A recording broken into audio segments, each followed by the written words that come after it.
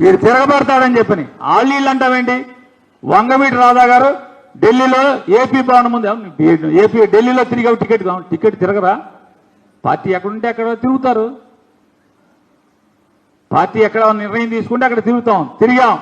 వంగవీటి రాధా గారితో చెప్పా, మెట్ల మీద కూర్చుంటే, రాధా నిన్ను బందరెళ్ళమని చెప్పిన రాజగోపాల్ గారు అడుగుతున్నాడంట. నేను మాత్రం టికెట్ రాకపోతే ఇండిపెండెంట్ గా పోటీ చేస్తాం ఖాయం రాధా అని చెప్పాను. రాధా బతికున్నాడు, నేను బతికాను, కావాలంటే అడుక్కోవచ్చు.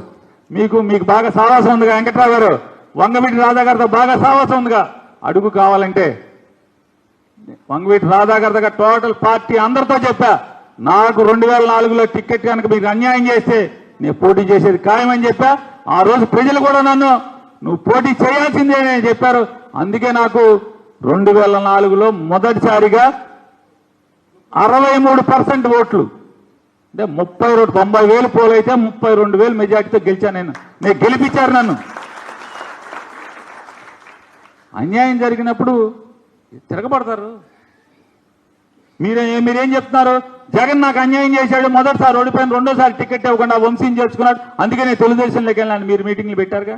అంటే మీకు అన్యాయం జరిగితే మీరు వెళ్ళిపోతారు వేరే పార్టీలోకి. నీ వేరే పార్టీకి వెళ్తలా, ఇండిపెండెంట్ గా పోటీ చేస్తా అని చెప్పా. ఇంకోటి ఏదో బీఎస్పీ అన్నారు. నువ్వు నా కోసం, నా దగ్గరికి సలహాల కోసం రోజు తిరిగినప్పుడు, యార్లగడ్డ వెంకట్రావు గన్నవరం ఎమ్మెల్యే గారు, నువ్వు రోజు రాజకీయాలు ఎలా చేయాలి, ఏం చేయాలి, ప్రజల్లో మన్నలు ఎలా పొందాలని చెప్పని బందర్ R&B గెస్ట్ హౌస్ కావాలంటే వాచ్మెన్ గారు బతికే ఉన్నాడు, ఇంకా రిటైర్ అయిపోయాడు కానీ బతికే ఉన్నాడు. నాగరాజు అతని పేరు. నాగరాజు నాయుడు ఎన్నిసార్లు నువ్వు R&B గెస్ట్ హౌస్ నా కోసం వచ్చి కూర్చున్నావు నువ్వు.